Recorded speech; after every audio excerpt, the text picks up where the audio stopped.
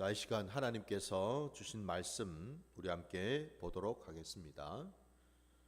신명기 33장 1절로 5절까지입니다. 말씀 보겠습니다. 신명기 33장 1절부터 5절까지 말씀입니다. 하나님의 사람 모세가 죽기 전에 이스라엘 자손을 위하여 축복함이 이러하니라. 그가 일렀으되 여호와께서 시내산에서 오시고 세일산에서 일어나시고 바란산에서 비추시고 1만 성도 가운데 강림하셨고 그의 오른손에는 그들을 위해 번쩍이는 불이 있도다. 여호와께서 백성을 사랑하시나니 모든 성도가 그의 수중에 있으며 주의 발 아래에 앉아서 주의 말씀을 받는도다. 모세가 우리에게 율법을 명령하였으니 곧 야곱의 총의 기업이로다. 여수론의 왕이 있었으니 곧 백성의 수령이 모이고 이스라엘 모든 지파가 함께 한때로라. 아멘. 자, 오늘 우리에게 주신 말씀 가지고 하나님의 사람이라는 제목으로 말씀을 전곡하고자 합니다. 우리가 방금 읽은 이 본문 말씀에 참 말씀 그 첫 절에 말이죠. 이렇게 기록되어 있지 않습니까? 하나님의 사람 모세가 죽기 전에 라고 말입니다. 우리가 아는 대로 모세는 이제 곧 죽지요. 그는 그렇게 또 소망하고 구했던 가나안 땅을 밟지는 못하지요. 그는 멀찌감치 그 모압 땅 느보산에서 하나님이 약속하신 참으로 그 귀한 젖과 꿀이 흐르는 그 땅을 바라보았습니다. 그리고 거기에서 모세는 죽지요. 모세의 그 인생, 그 120년이라는 그 시간 속에 우리는 오늘 말씀에 여러분 그의 인생 120년을 일컬어서 다시 말씀드리면 그 120년이라는 그 시간 그 속에 하나님은 모세를 어떻게 평가하셨는가, 어떻게 인정하셨는가 라고 했더니 딱 한마디입니다. 하나님의 사람이라는 겁니다. 다른 군더더기 말이 필요가 없지요. 모세는 누구냐? 모세는 인생을 어떻게 살았느냐? 모세는 하나님 앞에 어떤 자로 서 있었느냐? 했더니 딱 한마디로 하나님의 사람. 저도 여러분도 여러분 우리가 다른 말이 필요할까요? 다른 어떤 미사 여구가 필요할까요? 다른 어떤 평가가 필요할까요?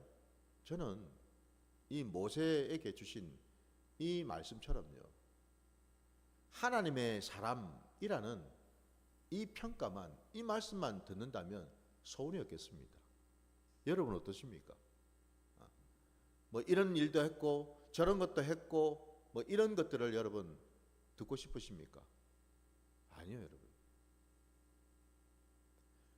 하나님의 사람이라는 이 말 속에 모든 것을 함축하고 있죠. 한마디로 여러분, 모세가 살았던 그 120년의 시간은 참으로 하나님 앞에서 복된 인생이었다라는 겁니다. 정말 복되고 은혜로운 삶을 살았다라는 것을 우리가 알 수가 있어요. 우리가 아는 대로 그죠? 모세에게도 그 삶의 자리에서 굴곡도 있었고 힘들고 어려운 순간들이 많았죠. 근데 그 모든 시간들이 다 하나님 앞에 있었고 하나님의 뜻, 하나님의 계획 가운데 있었다라는 거예요. 하나님의 사람은 어떤 사람일까? 하나님이 함께하는 사람이잖아요. 처음부터 끝까지 모든 삶의 자리자리마다 하나님이 한순간도 눈을 떼지 아니하시고 그를 지켜보시고 그와 함께 하시며 그를 통해서 일하시고 하나님의 말씀을 부어주시고 하나님의 계획 가운데 두셨던 그 사람, 그 자가 바로 하나님의 사람인 줄 믿습니다. 그래서 저는 오늘 하나님의 사람 모세가라고 할 때 여러분, 여기 이 모세라는 이름에다가 저의 이름이나 여러분의 이름을 한번 넣어보시기 바랍니다. 그리고 다시 한번 읽어보십시오. 하나님의 사람 김베드로가. 저는 주님으로부터 이 음성을 듣고 싶습니다. 여러분들도 바로 그 음성을 들어보시기 바랍니다. 그러면 그 인생은 여러분 성공한 인생이에요. 여러분, 우리가 아는 대로 모세는 처음부터 하나님의 사람은 아니었어요. 물론 하나님께서 그를 택하셨죠. 창세전에 택하셨고 그가 낳기도 전에 택하셨고 그를 통해서 하나님의 역사를 이뤄가기를 계획하셨죠. 그러나 그렇다고 해서 그가 처음부터 하나님을 알고 처음부터 하나님의 뜻과 계획을 깨달아서 순종한 건 아니었죠. 우리가 아는 대로 그는 태어나서 40세까지는 애굽의 왕자로 살지 않았습니까? 어쩌면은 하나님을 알긴 알았어도 여전히 그는 하나님이 자신을 통해서 어떤 일을 하실지 어떤 계획을 가지고 계신지는 알 길이 없었어요. 그의 인생에서 그가 애굽 사람을 죽이고 광야로 도망을 쳤을 때 그의 나이가 40세가 되었을 그 무렵에 하나님은 일을 하시기 시작하셨어요. 직접적으로 말입니다. 직접적으로 그를 하나님의 사람으로 연단하시고 훈련하시기 시작하셨다 이 말입니다. 여러분. 그 광야에서 머물렀던 그 40년이라는 그 시간, 그 시간 속에 그는 하나님의 사람으로 훈련을 받았습니다. 물론 그 사실조차도 모세는 몰랐죠. 몰랐습니다. 그러나 하나님은 신실하시게도 늘 함께 하시며 일을 하셨지요. 여러분, 우리가 이걸 알아야 됩니다. 나는 하나님을 언제부터 알았을까? 나는 하나님을 인격적으로 언제 만났을까? 를 한번 여러분 생각해 보시고, 그리고는 그럼 하나님은 나를 언제 아셨을까? 언제부터 나를 부르시고 택하시고 나와 동행하시면서 나를 통하여 하나님의 그 뜻과 계획을 이루실 생각을 하셨을까? 그걸 여러분 우리가 돌아보면요, 내가 하나님을 만나고 내가 하나님의 뜻을 깨닫는 것보다도 훨씬 이전에 하나님은 나를 아셨고 나를 붙들어 주셨고 나와 함께 하셨다는 사실을 깨닫게 됩니다. 따지고 보면 여러분, 내가 하나님을 찾은 것이 아니라 하나님이 먼저 찾아오셨고, 내가 하나님을 붙드신 게 아니라 내가 하나님을 붙드는 것이 아니라 하나님께서 나를 붙들어 주셨어요.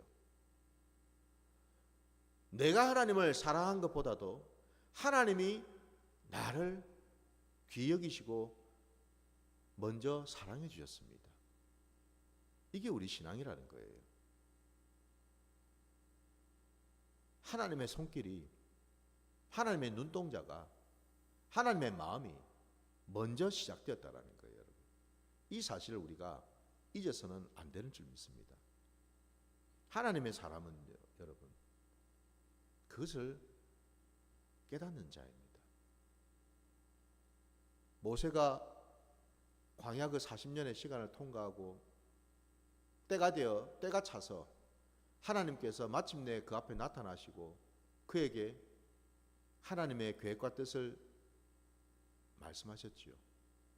그리고 그가 마침내 애굽으로 가서 이스라엘 백성들을 이끌고 광야로 나왔잖아요. 그 광야에서의 그 40년의 시간, 그는 한결같이 충성되이 하나님의 말씀에 준행했고 하나님 말씀 그대로 전했고 하나님 앞에서, 백성들 앞에서 그는 늘 하나님의 뜻을 받들어서 그 뜻대로 살았던 그런 자였지요. 여러분, 하나님의 사람은 처음부터 옥토와 같은 심령을 가진 자가 아닙니다, 여러분. 모세를 우리가 볼 수 있잖아요. 모세가 처음부터 여러분 하나님 말씀에 철저하게 순종하면서 그렇게 낮아지고 온유한 자였을까요? 아니죠, 여러분. 그는 사람을 죽인 자 아닙니까? 혈기가 많았고 자기 생각과 자기 계획이 너무나 충만했던 자 아닙니까, 여러분? 자기 것으로 꽉 차 있는 자였어요, 여러분. 그런 자가 어떻게 여러분 하나님을 제대로 만날 수가 있겠어요? 그러니 하나님께서 그 광야 40년 동안 뭘 하셨겠습니까? 모세 안에 있는 꽉 차 있는 그거를 다 빼내는 작업을 하신 것 아닙니까? 그죠? 저와 여러분이 오늘 이 모세와 같이 하나님의 사람이라고 하는 이 평가를 받으려면요, 우리들도 반드시 그 과정을 통과해야 된다는 겁니다. 그게 없이는 여러분 결단코 우리는 하나님의 사람이 될 수가 없다라는 거예요. 우리 말씀 한번 보겠습니다.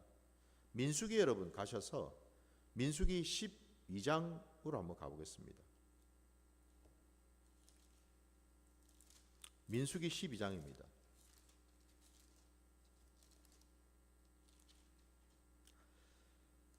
12장 1절부터 8절까지 말씀을 한번 보겠습니다. 모세가 구스 여자를 취하였더니 그 구스 여자를 취하였으므로 미리암과 아론이 모세를 비방하니라. 그들이 이르되 여호와께서 모세와만 말씀하셨느냐 우리와도 말씀하지 아니하셨느냐 하매 여호와께서 이 말을 들으셨더라. 이 사람 모세는 온유함이 지면의 모든 사람보다 더하더라. 여호와께서 갑자기 모세와 아론과 미리암에게 이르시되 너희 세 사람은 회막으로 나아오라 하시니 그 세 사람이 나아가매 여호와께서 구름 기둥 가운데로부터 강림하사 장막 문에 서시고 아론과 미리암을 부르신지라. 그 두 사람이 나아가매 이르시되 내 말을 들으라. 너희 중에 선지자가 있으면 나 여호와가 환상으로 나를 그에게 알리기도 하고 꿈으로 그와 말하기도 하거니와 내 종 모세와는 그렇지 아니하니 그는 내 온 집에 충성함이라. 그와는 내가 대면하여 명백히 말하고 은밀한 말로 하지 아니하며 그는 또 여호와의 형상을 보거늘 너희가 어찌하여 내 종 모세 비방하기를 두려워하지 아니하느냐. 아멘. 우리가 잘 아는 말씀이죠. 오늘 이 모세가 구스 여인을 취한 것으로 인해서 그와 함께했던 형제지간이잖아요. 미리암과 아론이 모세를 백성들 앞에서 하나님 앞에서 비방을 했다고 되어 있습니다. 그러면서 자기들을 내세우고 있잖아요. 하나님이 모세하고만 말씀하셨느냐? 우리도 하나님을 알고 우리도 하나님 만났고 우리도 하나님과 말씀 나누었다. 무슨 얘기죠? 모세나 우리나 별반 다르지 않아. 하나님이 찾아오셨어요. 하나님께서 이 세 사람 앞에 오셔서 미리암과 아론을 부르셨어요. 하나님의 뜻을 정확하게 밝히셨어요. 아까 우리가 읽었던 말씀에도 6절, 7절, 8절 말씀에 분명히 말씀하고 계시죠. 너희 중에 선지자가 있을 때에 때로는 내가 환상으로 꿈으로 나를 나타내고 내 말을 전하기도 했지만 내 종 모세는 그렇지 않다. 그는 내 집에 충성한 자이고 나의 귀한 종이라서 그와는 내가 늘 대면해서 말하고 은밀한 말로도 하지 아니하고 또한 그는 나의 형상을 본다. 근데 감히 너희가 이런 모세와 같을 수가 있느냐? 왜 모세를 비방하는 것에 대해서 너희들은 두려워하지 않느냐? 무슨 얘기죠? 모세의 권위, 모세의 사명, 모세의 그 충성, 이 모든 것들은 다 어디로부터 나오는 거예요? 하나님으로부터 나오더라는 거죠. 사람으로 나오는 게 아니라는 거죠. 그죠? 사람이 세운 것도 아니고 사람이 준 것도 아니고 오직 하나님께서 부어주신 것들이죠. 하나님이 판단하시고 하나님이 인정하셨다라는 거예요. 그런데 너희는 어찌해서 이런 모세를 비방을 하고 두려워하지 않느냐? 여러분, 주의 종을요 비방하거나 정죄하거나 판단하면요 오늘 미리암처럼 되어버립니다. 미리암이 어찌 됐습니까? 온몸에 나병이 생겼죠. 그죠? 여러분, 아무리 주의 종이 내가 보기에 참 형편없어 보이고 부족해 보이고 연약해 보여도요, 잘 들으십시오. 누가 그 종을 세웠어요? 하나님이 세우셨어요. 그 판단 자체가 뭘 의미합니까? 하나님을 대적하는 짓이죠. 그게 바로. 그죠? 아니 도대체 하나님이 얼마나 참 부족하면, 하나님이 얼마나 칠칠치 못하면 어떻게 저런 종을 내 앞에 세우셨을까? 지금 그거 아닙니까? 지금 주의 종을 여러분 비방하고 판단한다는 자체는 주의 종이 아니에요. 여러분, 그 종을 세운 하나님을 비방하고 판단하는 뜻이에요. 여러분, 사람들이 그걸 모릅니다. 여러분,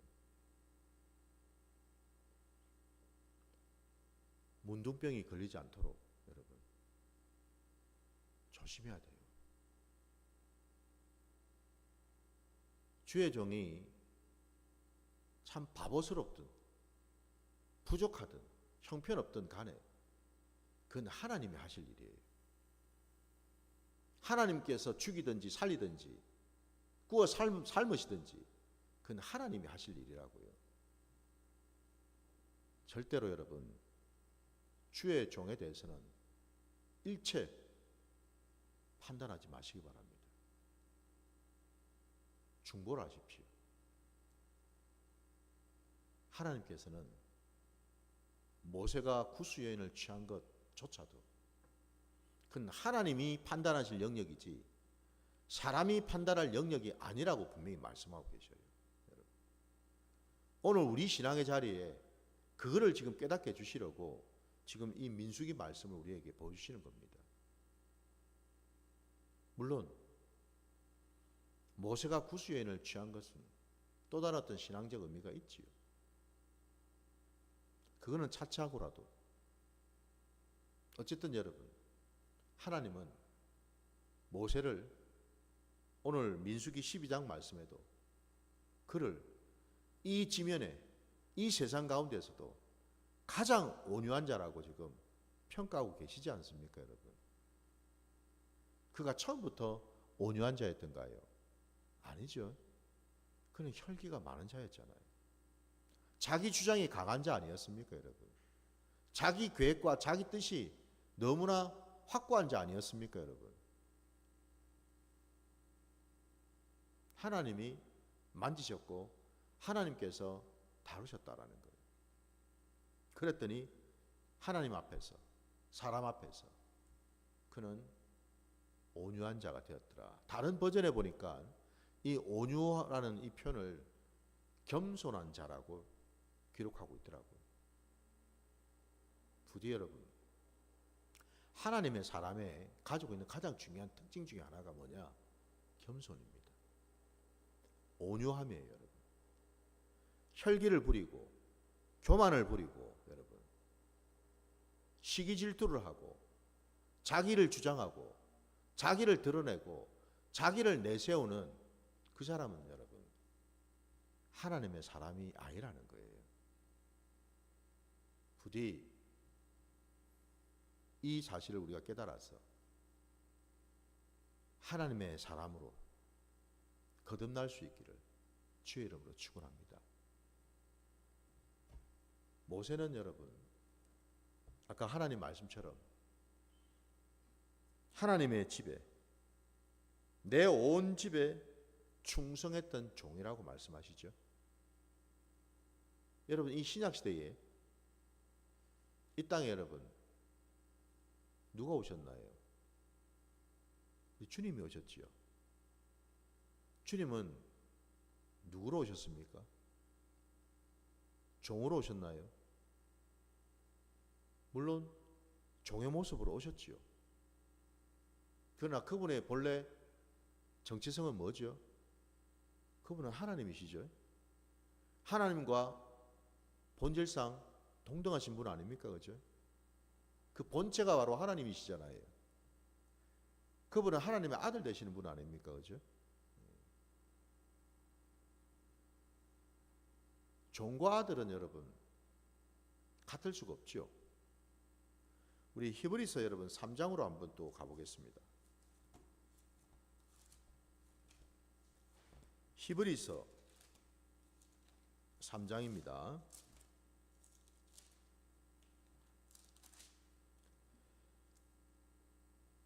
자, 1절부터 6절까지 한번 보겠습니다.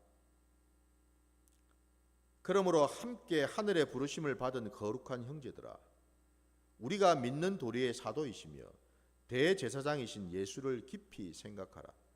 그는 자기를 세우신 이에게 신실하시기를 모세가 하나님의 온 집에서 한 것과 같이 하셨으니, 그는 모세보다 더욱 영광을 받을 만한 것이 마치 집 지은 자가 그 집보다 더욱 존귀함 같으니라. 집마다 지은 이가 있으니 만물을 지으신 이는 하나님이시라.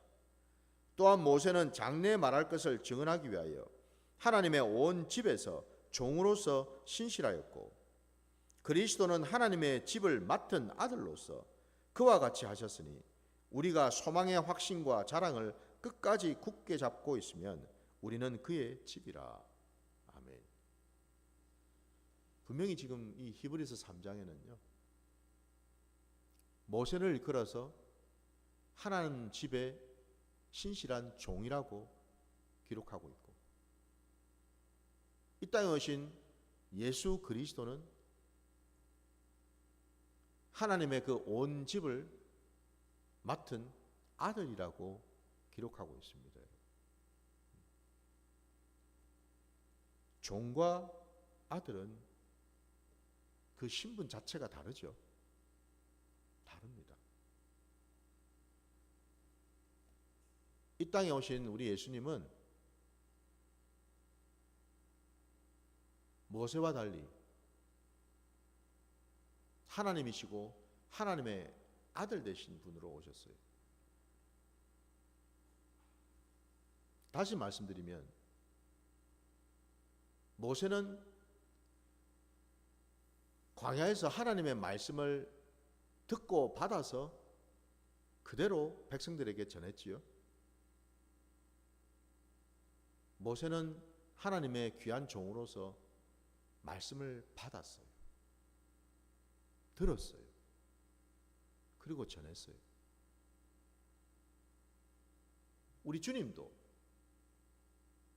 육신을 입고 이 땅에 오셔서 늘 하나님을 만났고 그 하나님 아버지와 독대하시면서 아버지로부터 말씀을 들었고 받았고 또한 보여주시는 그대로 전하고 행하셨죠. 겉으로 보기에는 똑같아요. 모세나 우리 예수님이나. 그러나 우리가 놓쳐서는 안 될 것이 이거지요.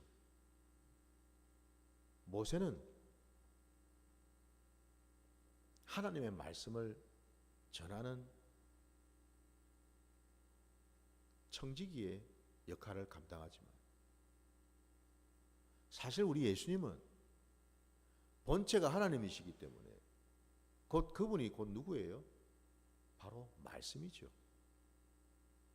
말씀이 육신이 되어서 오신 분 아닙니까? 그죠? 곧 우리 예수님은 말씀이시고 말씀 그 자체이시죠. 이 사실을 우리가 놓쳐서는 안 되겠지요.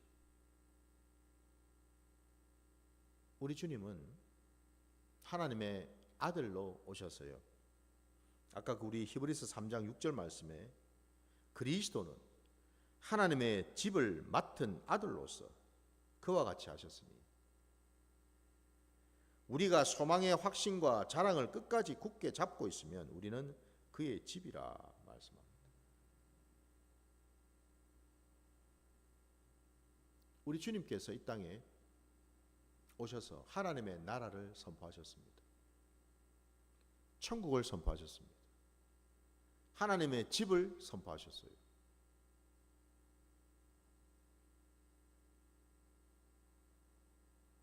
사실은 그 집이 누구 겁니까? 그 하나님의 나라가 누구 거예요? 하나님의 것이죠. 아버지의 것 아닙니까? 아버지의 소유죠. 그죠? 우리 주님 말씀하시지 않습니까? 내 것이 다 아버지의 것이고 아버지의 것이 다 내 것이라.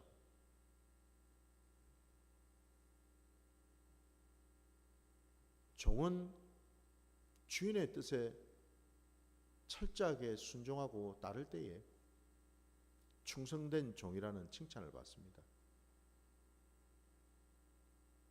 그렇다고 해서 그 종이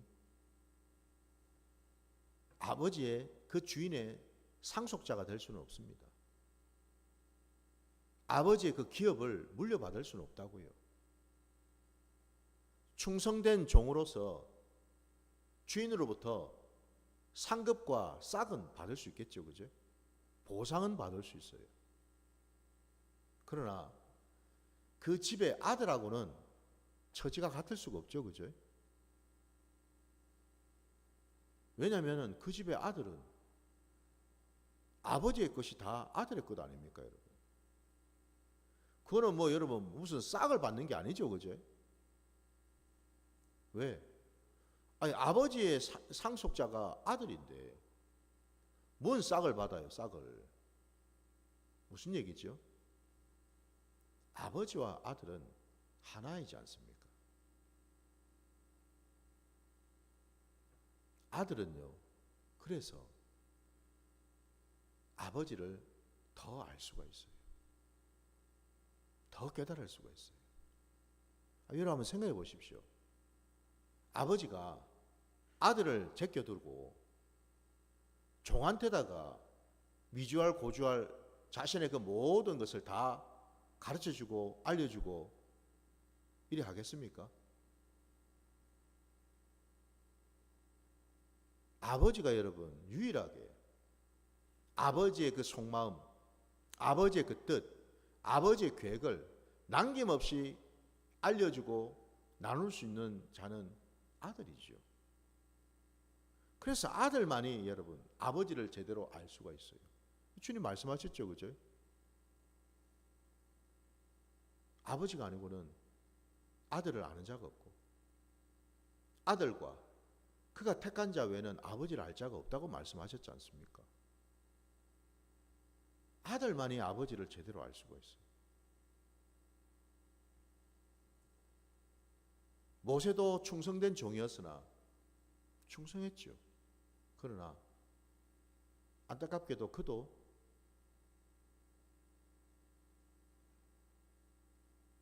하나님 말씀에 불순종한 것 때문에 결국 가나안 땅을 밟을 수가 없게 되었죠. 그 사실도 있지 않습니까?